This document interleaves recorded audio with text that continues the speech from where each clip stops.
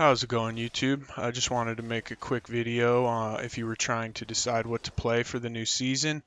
I played a lot of Rogue and Barbarian this past season, 100 Rogue and a 99 Barbarian. Didn't quite have time to hit 100, but I just wanted to kind of keep this kind of generic and so that what I'm saying isn't affected by nerfs or buffs or patches as much as possible.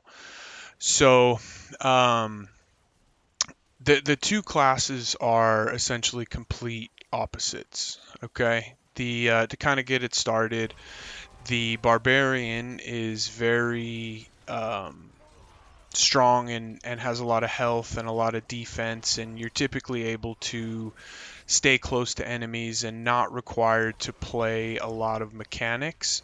You can pretty much face tank, you have a lot of damage reduction, health regen. There's multiple ways to gain survivability on the barbarian.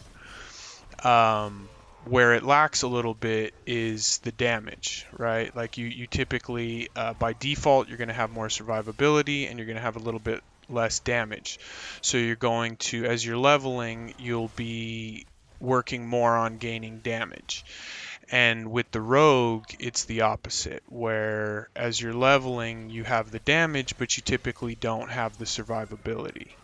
So that, and at end game, once you get to a certain point, you're able to get both, and it just kind of depends on your play style, your experience in games like this, things like that, right? So if you're newer to the game, newer to AARPGs, I actually recommend Barbarian probably over all of the other builds, just because it's the most forgiving. It allows you to kind of play the game and not have to quite focus on some of the big boss mechanics and things like that, and allows you to kind of focus on just getting through the game and having a good time and being very strong in the sense that you can take a lot of damage, right?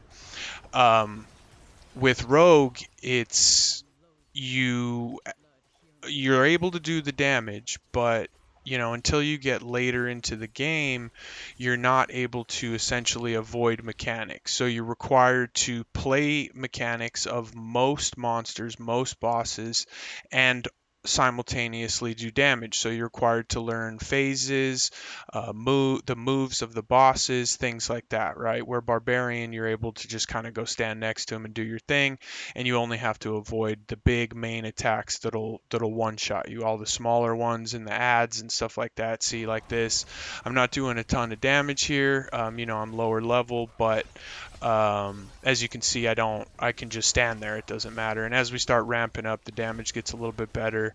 The monster has some powerful mods on it. But that was the concern early on for me, was that it was damage was a little bit harder to come by. And then here, we've got a level 95, and as you can see, in a 101 dungeon, it's shredding them. So it's like I said, once you get to end game, it really just comes down to the archetype of character you like to play. I typically tend to lean more towards the rogue type, Path of Exile, like Rangers and Assassins.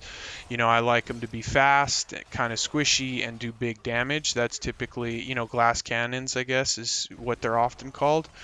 But as you'll see later in the video, we'll get to it. I have butcher fights from both Rogue and Barbarian, different builds. I played the Rogue a lot more than the Barbarian.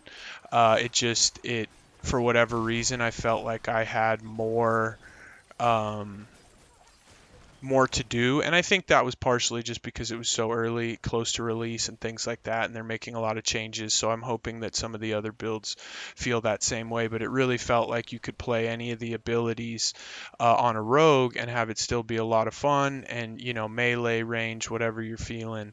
And you just explode screens. The imbuements are great. But again, it requires a little more knowledge into the game, a little more knowledge in ARPGs and farming and things like that, and you're gonna have to play mechanics a lot more.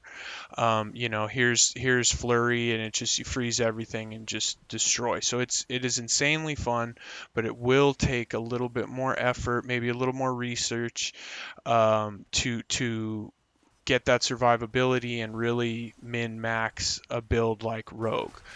But in my opinion, a rogue in the hands of a good player is the most powerful, especially right now. You know, before the nerfs and all that. But even after the nerfs, I think just the archetype and the way that it exists, it is just the most powerful build in the hands of somebody powerful and knowledgeable about the game, but it's going to be a problem for somebody who doesn't have as much knowledge into the game, a little more finicky. And getting into the butcher fights, this kind of encapsulates the difference between rogue and barbarian. You know, the barbarian is here just standing in front of butcher. You know, that's a level 107. I'm a 94, so it's 13 levels higher. You know, and I basically just stand in front of him and we just trade shots. And I don't have to play the mechanics. I don't have to avoid him. You know, I just can kind of do my thing. Every once in a while, I have to dash away when, you know, like there, you know, the freeze comes up and all that. But the bleed is really nice. It allows you to put a bleed on something and then just kind of run away, not have to deal with it, you know, the entire time. And the bleeds get more and more powerful as your character gets more and more powerful. But you'll see here now with the rogue, this is rapid fire, and the rapid fire was insanely powerful. I don't think it's going to be this powerful again, but as you can see, I'm having to avoid getting hit, time his moves, but the damage is bonkers. But you know, if he stuns you and you don't have unstoppable, he will kill you. And here's penetrating shot, a little bit lower, 75 butcher against the 73 rogue. As you can see, he's hitting me pretty hard. And I have dark shroud up, which is, you know, pretty big damage reduction. And I'm basically just having to see, stuns me there. And I basically am having to time his hook and really avoid his moves, dash when he's going to hit. But the damage, as you can see, is bigger, right? And here's another penetrating shot. You know, again, this is pretty early, 73 versus 76 Butcher.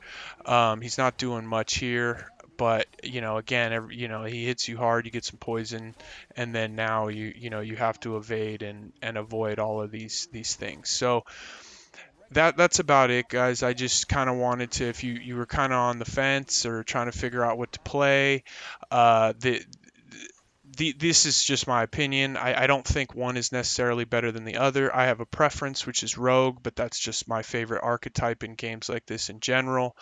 As you can see, I beat Uber Lilith with the rogue. Granted, it was the poison twisting blades. But yeah, guys, if you have any questions or anything like that, please, you know, post in the comments, like and subscribe, do all that kind of stuff. But I hope this was helpful. All right, take it easy. Did I beat it? Let's fucking go. Let's fucking go, dude. Fuck yeah.